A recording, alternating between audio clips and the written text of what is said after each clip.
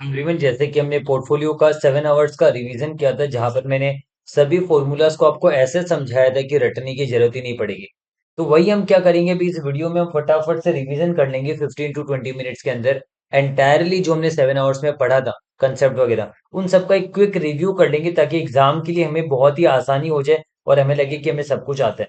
तो यहाँ पर जैसे कि मैंने आपको समझाया था कि किसी भी कंपनी का अगर आपको एक्सपेक्टेड रिटर्न निकालना है और उसका रिस्क निकालना है तो उसका पास्ट डेटा चाहिए आपको। जैसे मान लीजिए रिलायंस का 4 साल का डेटा आपको दिया हुआ है, पिछले 4 सालों में रिलायंस ने इतना परसेंटेज रिटर्न कमाया। तो हम क्या करते थे, हम कहते थे चलो इतना रिटर्न कमाया तो इन सबको टोटल डिवाइडेड बाय 4 कर देंगे तो आपका एक्सपेक्टेड रिटर्न आ जाएगा।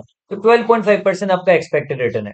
अब क्या होगा, अब इसमें तो रिस्क भी है क्योंकि 18, 10, 16, 6 कुछ भी हो सकता है। तो हमने कहा कि रिस्क निकालो। तो इंडिविजुअली हमने गैप्स निकाला कि 18% हो गया तो कितना रिस्क है, 18 माइनस 12.5 यानी 5.5% का रिस्क है। अलग अलग हमने रिस्क निकाले यहाँ पर। अब ये जीरो बन जाएगा। नेगेटिव और नेगेटिव पॉजिटिव सारे रिस्क होते हैं। तो इन सबको एलिमिनेट करने के लिए हम क्या करेंगे, हम स्क्वायर कर देंगे ताकि सारा नेगेटिव पॉजिटिव बन जाए। हम स्क्वायर में कर देंगे। अब ये सारे इंडिविजुअल वेरिएंस है, इंडिविजुअल इंडिविजुअल केसेस के इंडिविजुअल वेरिएंस है। हम इन सबको टोटल डिवाइडेड बाय 4 करेंगे तो एवरेज वेरिएंस आ जाए, क्योंकि हमें तो एक सिंगल एवरेज वेरिएंस चाहिए ना। हम अलग अलग इंडिविजुअल वेरिएंस का क्या करेंगे, जैसे बहुत सारे रिटर्न से एवरेज रिटर्न निकाला, वैसे बहुत सारे इंडिविजुअल वेरिएंस से एवरेज वेरिएंस निकाला हमने। इसके बाद अब जबकि हमने स्क्वायर किया था, है ना, वेरिएंस करने के लिए, अब हमें रिस्क किसी को बताना है 23% स्क्वायर, हम कैसे बताएंगे परसेंटेज स्क्वायर, वो पागल हो जाएगा। तो इसलिए हम क्या करते हैं, उसे स्टैंडर्डाइज फॉर्म में ले जाने के लिए रूट कर देते हैं। तो स्टैंडर्ड डेविएशन क्या होता है, वेरिएंस का रूट ही होता है। ठीक है, तो स्टैंडर्ड डेविएशन हमने निकाला। और एक चीज मैंने बताया, कभी कभी आपके पास पास्ट डेटा नहीं रहता है, फोरकास्टेड डेटा रहता है, जहां पर आपको प्रोबेबिलिटी दी हुई रहती है। तो जहां पर आपको प्रोबेबिलिटी दी हुई रहती है वहां पर आप क्या करते हो, रिटर्न्स में प्रोबेबिलिटी लगाते हो, यानी total divided by number of years नहीं करते, रिटर्न्स में प्रोबेबिलिटी लगाते हो। उससे हमारा एक्सपेक्टेड रिटर्न आता है। जैसे 15 में 40%, 10 में 50%, 6 में 10%, ये सारी प्रोबेबिलिटी हमने लगा, हमारा एक्सपेक्टेड रिटर्न आया। अब इसमें भी गैप्स आएगा क्योंकि होने का तो कुछ भी हो सकता है, तो गैप्स हम निकालेंगे, ये रिस्क है हमारे। अब इसको स्क्वायर कर देंगे तो इंडिविजुअल वेरिएंस आएगा। पर हमें इतना सारा अलग अलग इंडिविजुअल वेरिएंस हो रहना चाहिए। तो हम क्या करते हैं, इसको हम क्या करेंगे, एवरेज वेरिएंस निकालने के लिए इन सब पे प्रोबेबिलिटी लगा देंगे, वही 40, 50, 10%। जैसे रिटर्न में प्रोबेबिलिटी लगाए वैसे इंडिविजुअल वेरिएंस में प्रोबेबिलिटी लगाएंगे, एवरेज वेरिएंस आएगा और उसको रूट कर देंगे तो स्टैंडर्ड डेविएशन आ जाएगा। तो एवरेज वेरिएंस और स्टैंडर्ड डेविएशन हमने रिवाइज कर लिया, कोई प्रॉब्लम नहीं है। यानी रिस्क क्या होता है, रिस्क को आप दोनों तरीके से दिखाना, वेरिएंस भी और एसडी फॉर्म में भी। वेरिएंस यानी सिग्मा स्क्वायर एक्स होता है और एसडी यानी सिग्मा एक्स, हम इसे कहते हैं, है ना। और आपका हम वेरिएंस को X minus X bar whole square भी कहेंगे। ऑब्वियसली बात है, average X minus X bar whole square, और इसी का रूट एसडी होता है, that is root X minus X bar whole square, यानी एक्स माइनस एक्स बार। तो ये हमने समझा। अब आगे, ये तो मैंने आपको समझा ही दिया। अब आगे अगर हम बात करें तो कोवेरिएंस हमने निकाला था। तो हमने देखा था कि दो कंपनी अगर ऑपोजिट डायरेक्शन में जा रही तो रिस्क कटेगा, है ना। और कोरिलेशन कोएफिशिएंट आपका लेस देन 1 होगा। लेकिन अगर दोनों कंपनी सेम डायरेक्शन में जा रही है तो रिस्क नहीं कटेगा। तो कोवेरिएंस आपका रिस्क काटने में असफल रहेगा, जहां पर आर इक्वल 1 आएगा, कोरिलेशन कोएफिशिएंट 1 आएगा। तो हम कोवेरिएंस कैसे निकाल देते हैं, जैसे कि मान लीजिए गैप्स निकाला मैंने कंपनी ए का, अलग अलग गैप निकाला मैंने, है ना। और कंपनी बी का भी अलग अलग गैप्स निकाला हमने रिटर्न्स के साथ। तो अब कोवेरिएंस क्या होगा, x minus X bar Y minus Y बार कोवेरिएंस हम निकालते हैं। देखिए दोनों प्लस में है, मतलब रिस्क नहीं कटेगा। यहाँ पर भी दोनों प्लस में है, रिस्क नहीं कटेगा। यहाँ पर भी दोनों माइनस में, यानी दोनों सेम डायरेक्शन में जा रहे हैं, तो रिस्क कटने वाला नहीं है। तो जो आपका कोवेरिएंस आएगा, कोवेरिएंस क्या होता है, x minus X bar Y minus Y बार, वही आपका एस डी दोनों का मिला के होगा।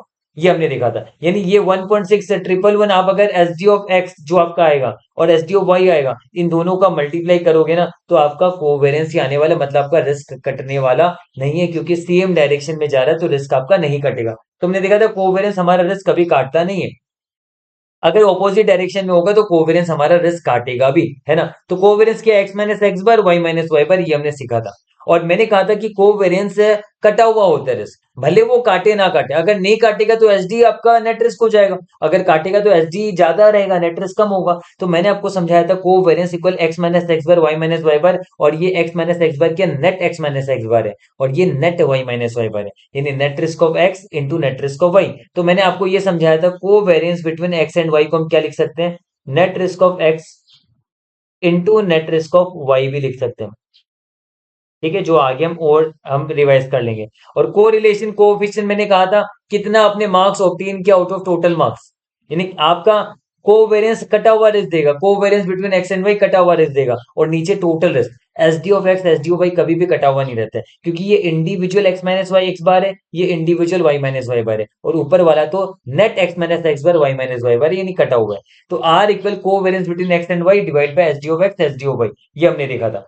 तो हमने यहाँ पर कोरिलेशन कोएफिशिएंट भी सीख लिया। फिर weights of minimum risk portfolio मैंने आपको समझाया था, ये भी बहुत इजी था। जैसे मैंने आपको समझाया था कि हमने ये समझा था कि कोवेरियंस हमारा रिस्क को काटते हैं, है ना, अगर काट पाए तो कोवेरियंस रिस्क को काटेगा। तो हम ऐसा कौन सा वेट में ले, दो स्टॉक में पैसा लगाओगे तभी तो रिस्क कटेगा कोवेरियंस से। तो दो स्टॉक में हम पैसा लगाएंगे, हमारा रिस्क कटेगा, तो उन दोनों स्टॉक का हम वेट क्या दे। तो मैंने ये कहा कि देखो रिस्क कितना कट रहा है उसकी हिसाब से वेट दे दो। एक्स वाई का रिस्क काटेगा, वाई एक्स का रिस्क काटेगा, तो वाई का कितना रिस्क कट रहा है उतना एक्स को वेट मिलेगा, और एक्स का कितना रिस्क कट रहा है उतना वाई को वेट मिलेगा। तो वेट ऑफ एक्स होगा रिस्क रिडक्शन ऑफ वाई, और रिस्क रिडक्शन ऑफ वाई कैसे पता चलेगा, हम देखेंगे वेरिएंस ऑफ वाई कितना है, और अब मतलब पहले वेरिएंस ऑफ वाई था और covariance of Y X Y का माइनस कर देंगे, मतलब पहले रिस्क काटने से पहले वाई का वेरिएंस था, लेकिन एक्स ने उसका covariance between X and Y में पहुंचा दिया। यानी रिस्क रिडक्शन ऑफ वाई कैसे निकालेंगे हम लोग, variance of Y minus covariance X Y निकालेंगे, ये रिस्क रिडक्शन ऑफ वाई है। और नीचे क्या होगा, दोनों का मिला के रिस्क रिडक्शन, जैसे कि वाई का भी रिस्क रिडक्शन ऑफ एक्स होगा, तो ये वाला क्या होगा, variance of X minus covariance X Y होगा, इतना रिस्क कटेगा, और ये दोनों का मिला के नीचे आएगा, तो इससे हमारा वेट्स आ जाएगा, और यही वेट्स हम देंगे जिससे हमारा ऑप्टिमल रिस्क पोर्टफोलियो होगा, यानी मिनिमम रिस्क पोर्टफोलियो होगा। तो मैंने देखिए लिखा हुआ weight of x variance minus covariance, इधर भी वेरिएंस माइनस कोवेरिएंस, और नीचे दोनों का वेरिएंस माइनस कोवेरिएंस, ये हमने पूरा समझा हुआ है अच्छे से मेन वाली वीडियो में।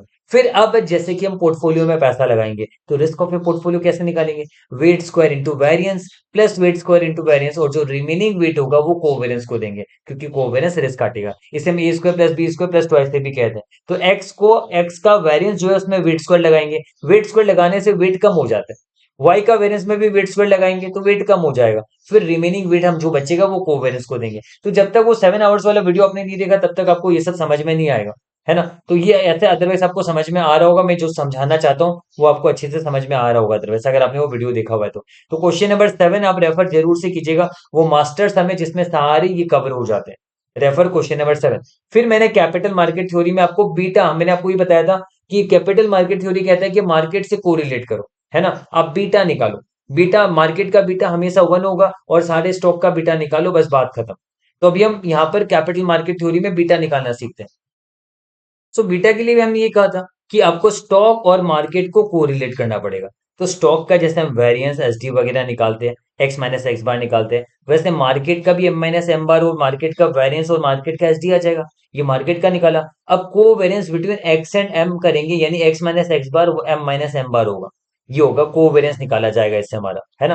तो x minus X bar M minus M बार, ये जो सर्कल वाले से, तो यहाँ पर भी देखिए मैक्सिमम सारे सेम डायरेक्शन में तो रिस्क कटने से रहा यहाँ पर।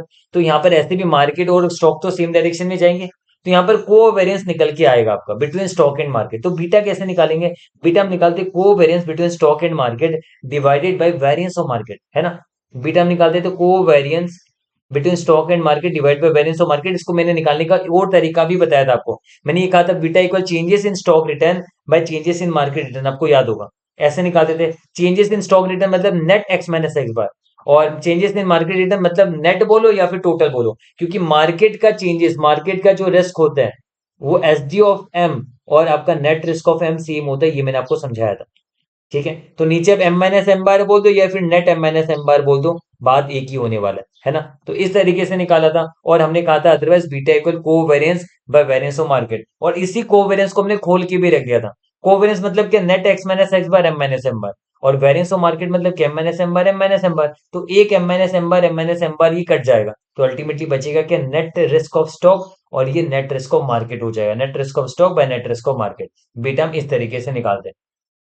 तो हमने ये सीखा था कि S D of market equal net risk of market होता है ना। लेकिन स्टॉक का एस डी और नेट रिस्क हमेशा सेम नहीं होगा, क्योंकि रिस्क कटेगा तो नेट रिस्क कम आएगा आपका, ये हमने देखा था। फिर मैंने आपको ये समझाया था कि किसी भी स्टॉक का नेट रिस्क अगर आपको निकालना है तो आप क्या करोगे, मार्केट के एसडी में या अपना बीटा लगा दीजिए, आपका नेट रिस्क आ जाएगा, या फिर अपने ही एसडी में अपने और मार्केट का को रिलेशन लगा दीजिए। तो दो तरीके से आप नेट रिस्क निकाल सकते हो, है ना। तो मान लीजिए नेट रिस्क ऑफ एक्स मैंने निकाला, इसमें से किसी भी तरीके से नेट रिस्क को वाई भी निकालोगे और दोनों के नेट रिस्क को मल्टीप्लाई कर दोगे, कोवेरियंस आ जाएगा। तो अब देखिए, अगर ए बी का कोवेरियंस में निकालूंगा तो मैं क्या कहूंगा, net risk of A into net risk of B.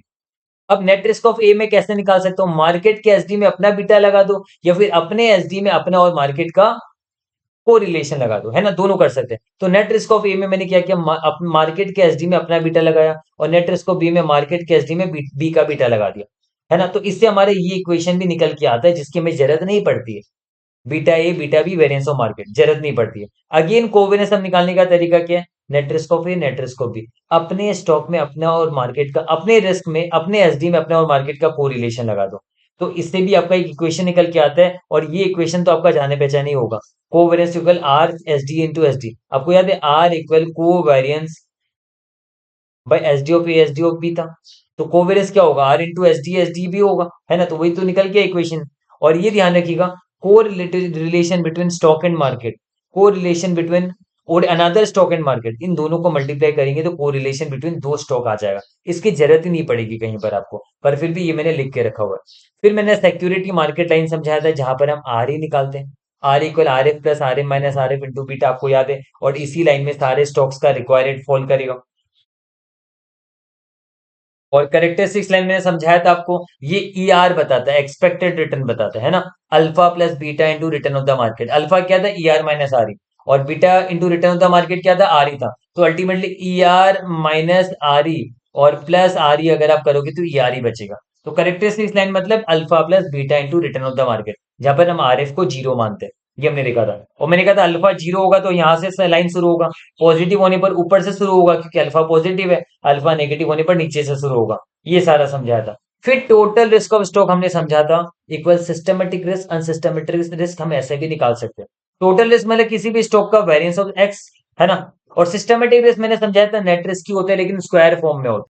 यानी सिस्टमेटिक रिस्क जब भी आपके दिमाग में आप बोलिएगा नेट रिस्क, बस net risk in square form, यानी मार्केट के एसडी में अपना बीटा लगाओगे नेट रिस्क आएगा, और उसी का स्क्वायर फॉर्म। बस ये ध्यान रखिएगा, सिस्टमेटिक रिस्क के मामले में आप अपने एसडी में अपना मार्केट का कोरिलेशन निकाल के नेट रिस्क निकालते थे, वो अवॉइड करना, है ना। तो ये वाले लेना, मार्केट के एसडी में अपना बीटा निकाल के नेट रिस्क और उसका स्क्वायर फॉर्म। और अनसिस्टमेटिक रिस्क क्या होता है, सिग्मा स्क्वायर ई आई, है ना, जो आपका एरर टर्म होता है, ये हमने देखा था। और पोर्टफोलियो का अगर टोटल रिस्क निकालोगे तो ठीक है, मार्केट के एसडी में अपना पोर्टफोलियो का बीटा लगा दो तो अपना सिस्टमेटिक रिस्क आ जाएगा स्क्वायर फॉर्म में, पोर्टफोलियो का बीटा। और अनसिस्टमेटिक रिस्क हो गया portfolio weight square into variance of error term A, ऐसे कर करके कोवेरिएंस आएगा नहीं इसमें, है ना। ये हमने सीखा था। फिर मैंने आपको साफ रेशियो समझाया था, चलो इसको वापस से मैं बता देता हूँ। अनसिस्टमेटिक रिस्क क्या था, weight square into variance of error term of stock A plus weight square into variance of error term of stock B plus weight square into variance of error term of stock C, ऐसे चलती जाएगा।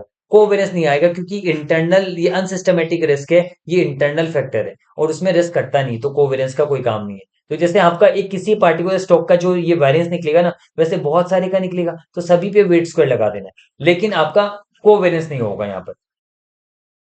फिर shop ratio और trainer ratio सीखा था। Alpha तो मैंने बता ही दिया, ई आर माइनस आर ई है। तो साप रेशियो क्या था, extra return per unit of SD, sharp माने एसडी की बात करते हैं, एक्स्ट्रा रिटर्न कितना कमाया एक एसडी पे। और ट्रेनर रेशियो कहता है एक्स्ट्रा रिटर्न कितना कमाया एक बीटा पे। एक्स्ट्रा रिटर्न मतलब ई आर माइनस आर एफ, दोनों जगह पे ई आर माइनस आर एफ, एक जगह डिवाइड बाय एसडी होगा, डिवाइड बाय बीटा होगा, है ना। बस बात खत्म यहाँ पर, है ना। तो ये extra return above R F divide by SD, और इधर extra return above R F divide by beta, alpha बता दिया। आर्बिट्राज प्राइसिंग थ्योरी सिंपल था, मल्टीपल फैक्टर है तो मल्टीपल फैक्टर का रिस्क प्रीमियम आप जोड़ोगे, आपका आ जाएगा, बस खत्म। तो आराम से मैंने फटाफट 15 मिनट में आपको पोर्टफोलियो रिवाइज करा दिया, एटलीस्ट एग्जाम में आपको थोड़ा कॉन्फिडेंस आएगा।